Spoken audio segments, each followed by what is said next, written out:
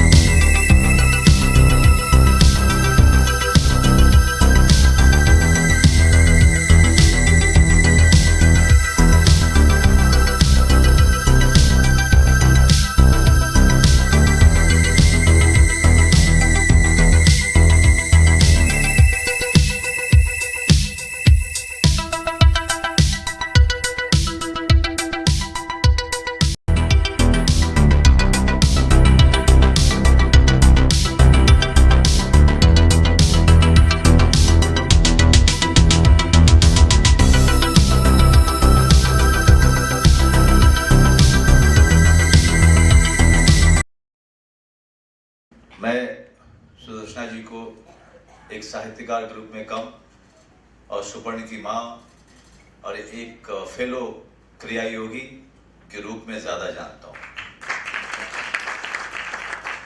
क्योंकि क्रिया योग में कुछ साल पहले मैं और मेरा परिवार दीक्षित हुए। उसके बाद सुपर्ण के घर पे थे तो आंटी ने बताया कि वो भी क्रिया योगी हैं और हम लोग अध्यात्म में बहुत रुचि रखते हैं और उसकी प्रैक्टिस भी करते हैं। तो अचानक से सुदर्शना जी का जब भी साथ मिलता है तो मैं ज़्यादातर अध्यात्म की बातें करता हूँ और क्रिया योग की और ध्यान की, क्योंकि जीवन के कई साल भाग दौड़ और एक खास तरीके की दौड़ धक्का मुक्की में ही गुजर गया। एक लक्ष्य को लेकर के जब गांव से निकले थे उसी का पीछा कर रहे थे और कुछ सूझ नहीं रहा था उसके अलावा। और जब से दीक्षित हुए क्रिया योग में उसने एक ठहराव दिया, अंदर के जितने भी क्रोध थे उनको शांत किया और उसको एक नई दिशा दी। और जब भी मैं सुदर्शना जी के साथ होता हूँ तो बातचीत करके कुछ और भी जो उसके पक्ष है अध्यात्म के क्रिया योग के, उसके बारे में जानने की कोशिश करता हूँ। आज मंच पे बैठा हुआ मैं बहुत ही छोटा महसूस कर रहा था, क्योंकि आबिद सुरती साहब कौन नहीं जानता इनको, अगर जिनको साहित्य में रुचि रही। और भी बहुत सारे हमारे जो अग्रज बैठे हुए हैं, सबको कहीं ना कहीं पढ़ा है। और धर्म युग तो मेरे जीवन के 30 साल की उम्र तक हमारे जीवन का हिस्सा रहा। और भी कई सारी पत्रिकाएं थी जिनको हम एक रंगमंच रंगकर्मी के तौर पे हमेशा पढ़ते थे। तो मैं ज्यादा कुछ नहीं कहूँगा क्योंकि मैं अभिनेता हूँ और मुझे पढ़ करके उसको आवाज देना अच्छा लगता है और वो मेरा अपना अनुशासन है। हम लोगों को बोलना उतना अच्छा नहीं लगता, ना हम उसमें अच्छे हैं।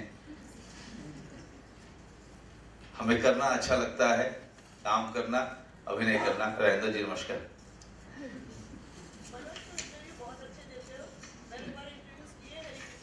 अभी जोरम देख लीजिए फिर बाद में करेंगे। मैं एक पैराग्राफ पढ़ देता हूँ। रीना बाथरूम में गुनगुना रही थी, शावर के नीचे उसके भीगे बालों की खुशबू उसे मस्त किए जा रही थी। क्या चीज है शादी भी, अपना आप भी सब नया लगने लगता है।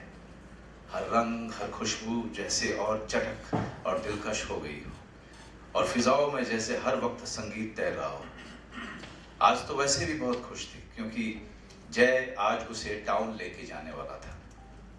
यहाँ आकर ही उसे टाउन और सबब का पता चला, वरना हापुड़ में रहते हुए तो ये जादू नगरी सिर्फ मुंबई ही थी जिसके बारे में उसने उपन्यास या कहानियों में पढ़ रखा था, टीवी की तस्वीरों में देखा था या फिर अपनी मौसेरी बहन के मुंह से सुना था।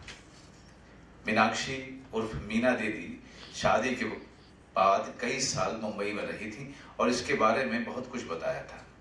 यहाँ की लोकल ट्रेन, बसों की भीड़ भाड़, कॉस्मोपॉलिटन नागरिक, बारिश के किस्से और यहाँ के लैंडमार्क। पर अब रीना खुद ये सब देखने को बेताब हो रही थी। जय की सारी छुट्टियां शादी के समय ही खत्म हो गई थी। आने के बाद से जो थोड़ा बहुत वक्त उन्हें शाम को मिलता था उसमें अपनी नई गृहस्थी के लिए छोटे मोटे सामान खरीदने में लग जाता था। इसलिए अब तक रीना ने बोरीवली का स्टेशन जहां वो उतरे थे और मलाड का मार्केट भर ही देखा था।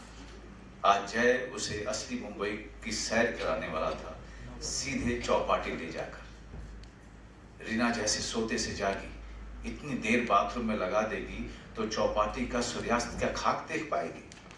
शावर बंद कर वो जल्दी जल्दी बाल सुखाई रही थी कि जय ने दरवाजा पीट दिया।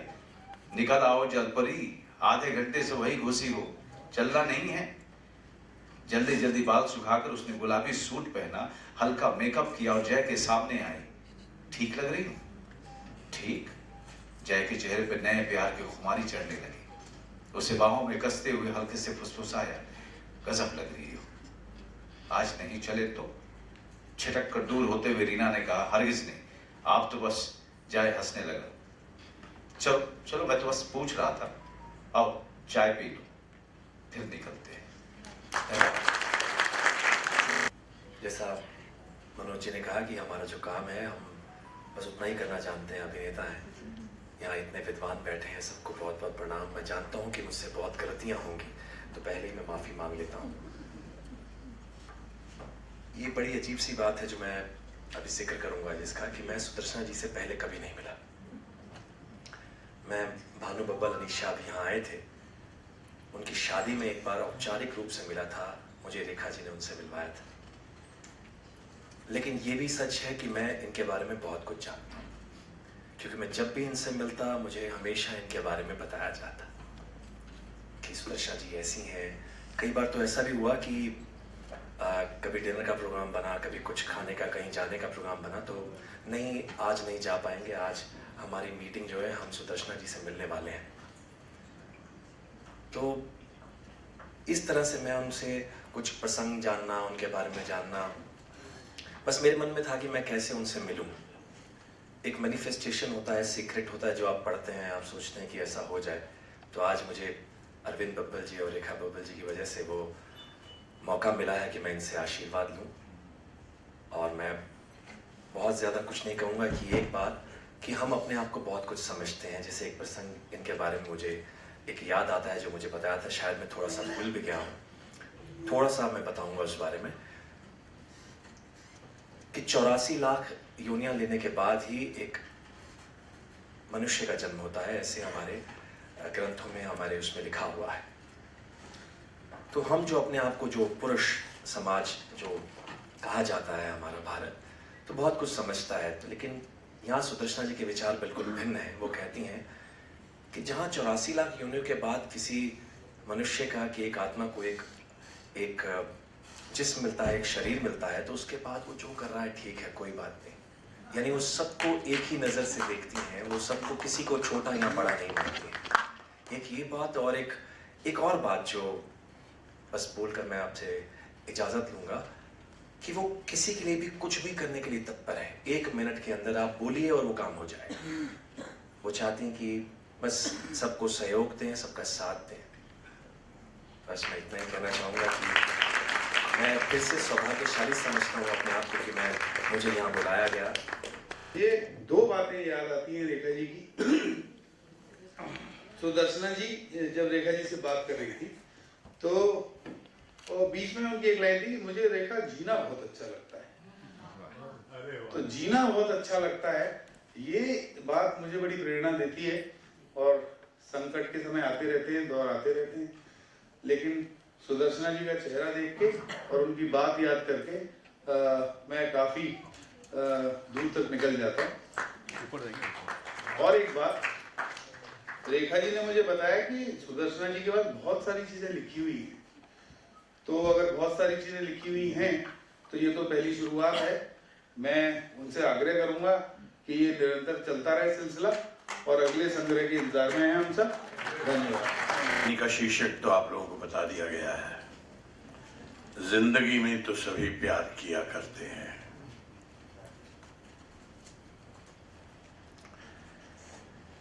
मुझे नींद नहीं आती। गलत नहीं कह रहा हूं, मुझे नींद तो आती है, बहुत आती है, पर तरस रहा हूं मैं सोने के लिए। एक रात, बस एक रात मिल जाए सुकून से सोने के लिए, पर नहीं मिलती।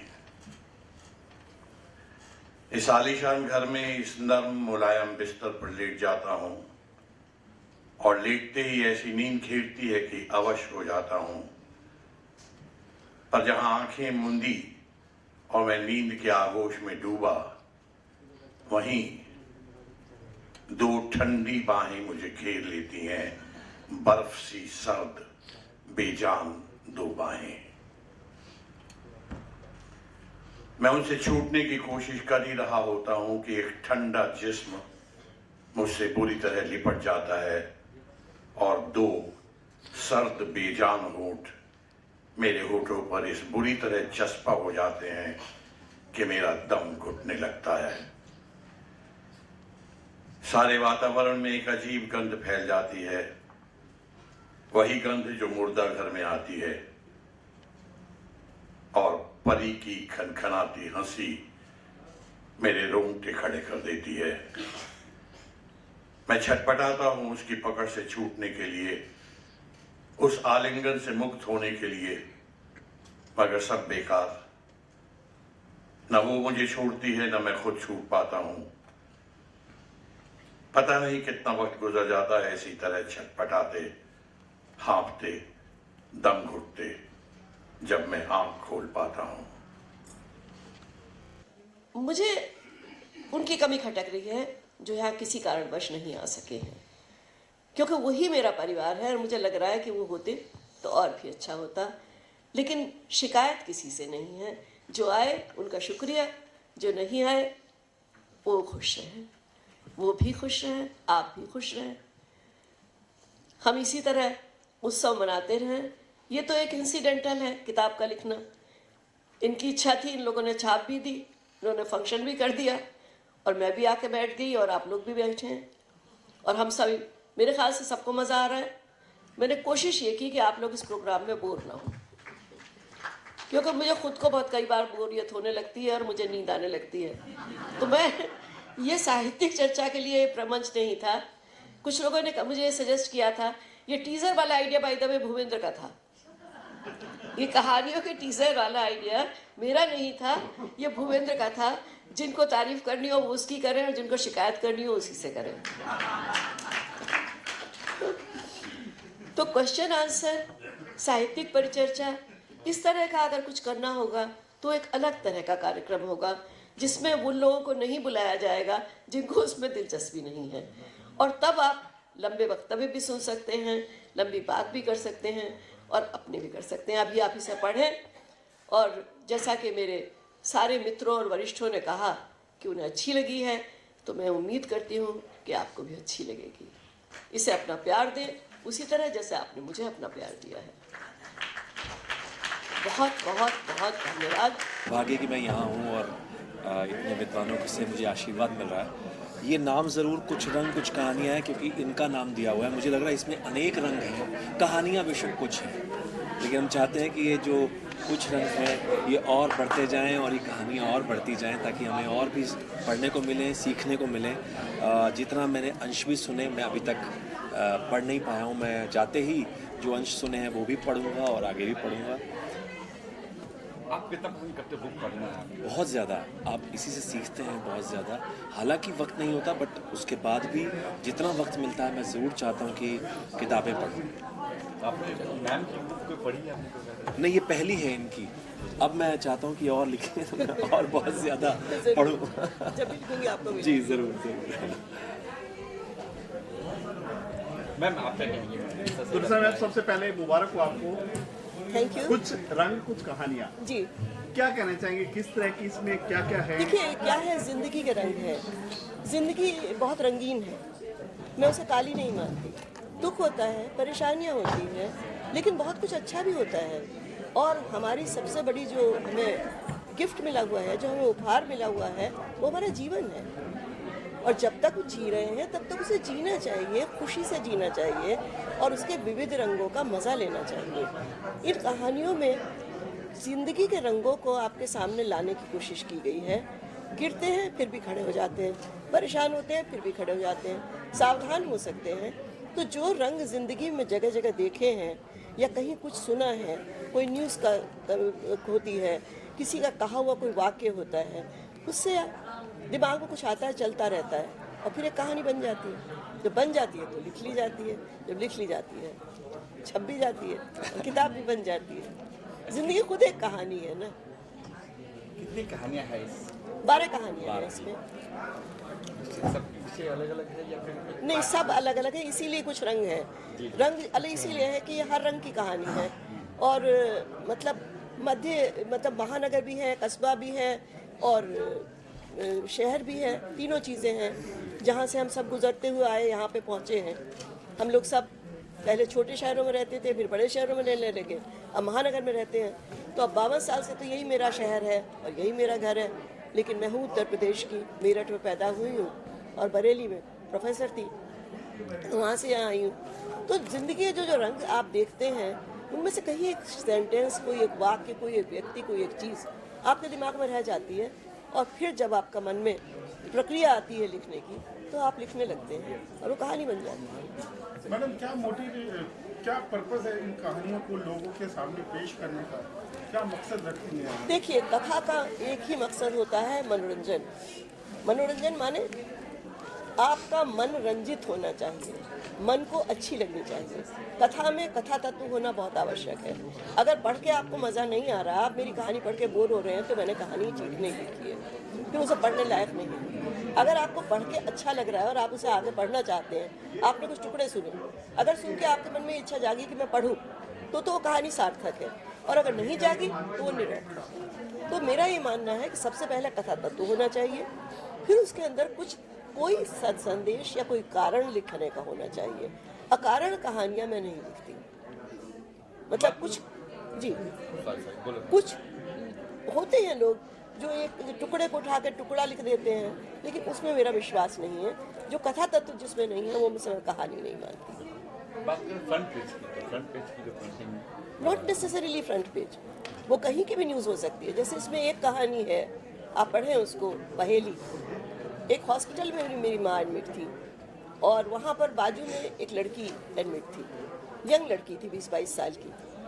और डॉक्टर ने बताया, उसकी मामी उसके पास थी, लड़की पीड़ तकलीफ में थी, उसके पैर में ट्रैक्शन था और काफ़ी चोट लगी थी। मामी ने बताया कि इसकी रीढ़ की हड्डी टूट गई है, ये अब कभी चल नहीं पाएगी और ये फ़ोन मांगे तो मत दीजिएगा। तो मैंने कहा क्यों? बोली गुंडे के चक्कर में थी। इससे पूरी कहानी मेरे मन में पकती रही।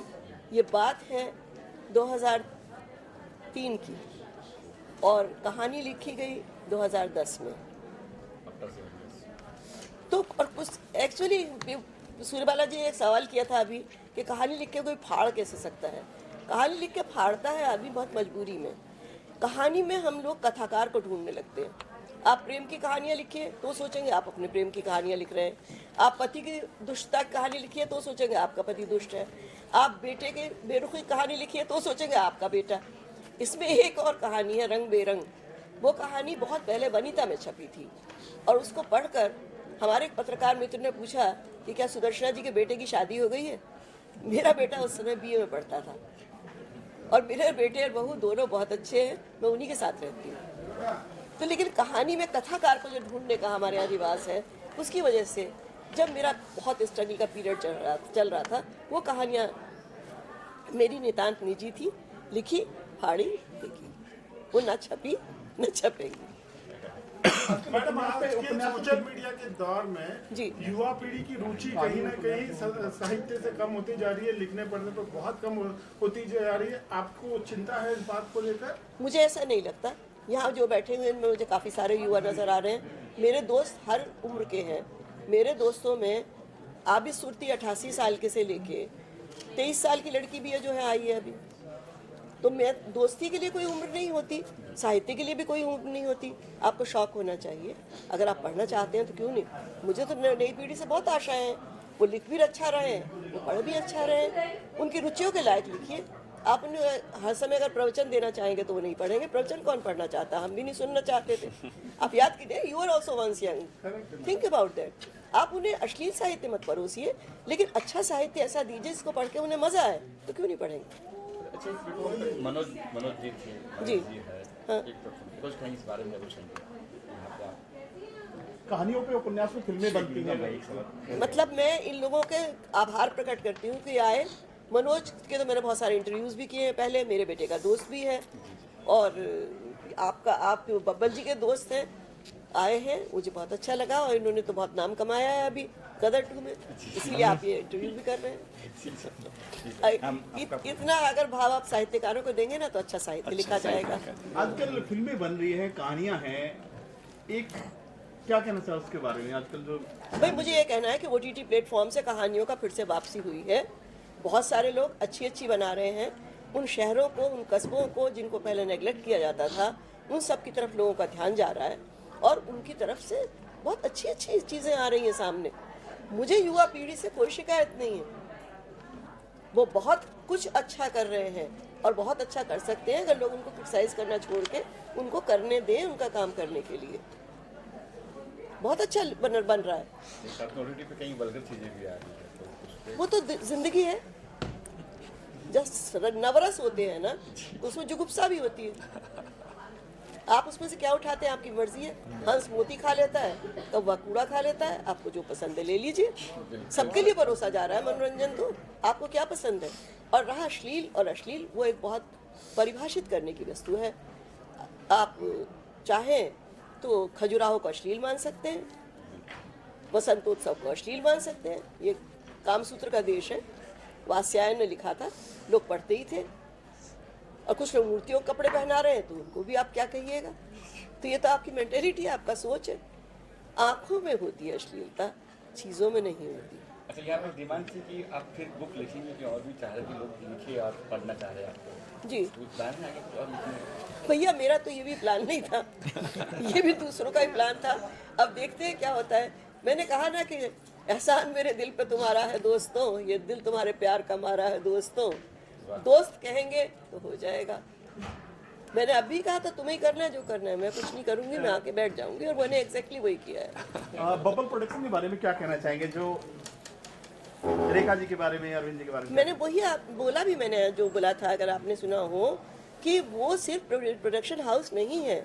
अरविंद बब्बल एक बहुत प्रख्यात साहित्यकार प्रगल्भ जी के बेटे हैं और उन्होंने बहुत अच्छी सरस्वती चंद्र जैसे धारावाहिक बनाए हैं।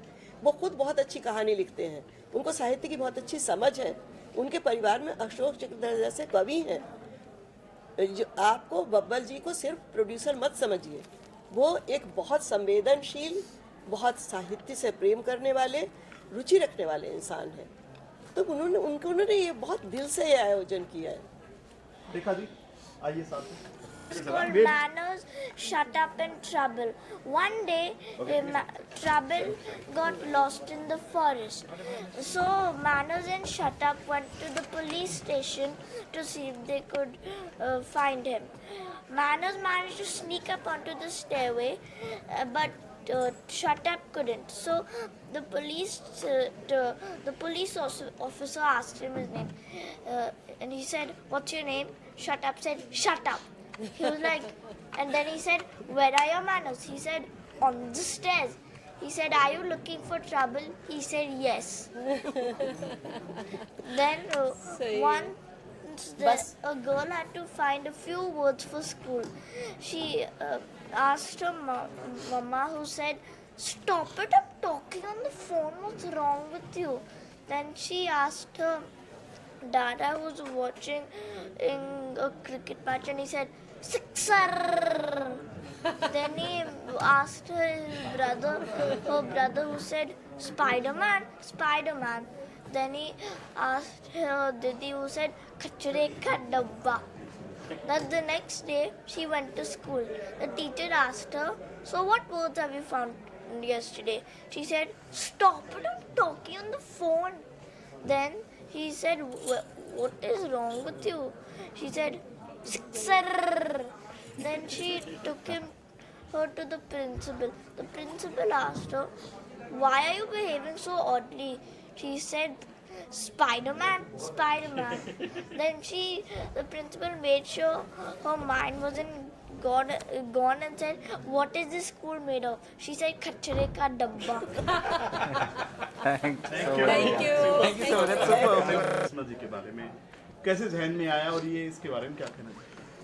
बस आ गया, कैसे जहन में आ गया ये मत पूछिए। ये प्यार का रिश्ता है और प्यार का रिश्ता आज के ज़माने में सबसे ऊपर है, उससे बड़ा कुछ नहीं है। और इतना कुछ मिला है मुझे सुदर्शना जी से कि मैं आपको बता ही नहीं सकती। मैंने बताया, आपने अपनी बात कही मैंने वहाँ पर। और आज का जो आयोजन था, मुझे था कि बस हो जाए अच्छे से, और वो हो गया अच्छे से, और मैं बहुत खुश हूँ। और मैंने जिनको बुलाया सब आए, सब आए, सब आए। मतलब मेरी भी आंखें भर आई बीच में 2-3 बार। मतलब जिनको मैंने बुलाया वो सब आए, और आयोजन हमारा बहुत सफल रहा, बहुत अच्छा रहा। और ये मेरे लिए सौभाग्य की बात है कि सुदर्शना जी की किताब का इतना अच्छा आयोजन हुआ, और ऐसे आयोजन करने का सौभाग्य मिलता रहे बार बार बार बार बार बार। आपके शोज फिल्में जो हैं बिल्कुल लीड से हटके होते हैं, हर चीज मतलब कहीं ना कहीं संस्कृति से जुड़े रहते हैं हर शो मेरे ना जी। हाँ, सही, तो संस्कृति से जुड़े तो रहना ही चाहिए ना। अरविंद बब्बल साहब डायरेक्टर थे, आप जानते हैं, और उन्होंने प्रोडक्शन हाउस खोला ही इसलिए कि वो अपने मन का काम कर सके। क्योंकि दूसरों के लिए काम करते हुए 10 एपिसोड के बाद कहा जाता था ऐसे कर लो, ऐसे कर लो, ऐसे कर लो, समेट लो, घास काट लो। तो इसीलिए उन्होंने अपना प्रोडक्शन हाउस खोला, और जितना भी काम किया मन का काम किया, जो वो चाहते थे वो किया। तो बस इस तरह की कहानियां, उपन्यास कितना सहारा देती है प्रोड्यूसर को फिल्म बनाना। कहानियां ही तो है, कहानी नहीं होगी तो आप क्या बनाओगे? आजकल का जो चल रहा है उसको देखते हुए बात। आजकल छोड़िए ना, किसी भी युग में कहानी के बिना क्या कर लोगे आप? कहते हैं कि स्क्रिप्ट आपके पास है, कहानी आपके पास है, तो 50% काम तो वैसे ही हो जाता है, 50% हम उसको एग्जीक्यूट करने में करते हैं। तो इतनी सुंदर सुंदर कहानियाँ इस कुछ रंग कुछ कहानियों में कि मैं कहूँगी कि आप लोग भी अमेज़ोन से ऑर्डर कीजिए, पढ़िए, और आप भी कहानियों से जुड़े हुए हैं तो इन कहानियों से जुड़िए आप लोग। रनिंग प्रोजेक्ट क्या है आप बताना चाहेंगे अभी आपके? अभी प्रोजेक्ट की बात मत कीजिए, अच्छा, वो बाद में करेंगे। अभी हम कुछ रंग कुछ कहानियाँ की बात कर रहे हैं। और कुछ कहना चाहेंगे? और क्या कहूँ, बहुत सारा प्यार जैसे मिलता रहा है इनका, वैसे हमेशा मिलता रहे, ईश्वर करे। Thank you, best of luck. Thank you.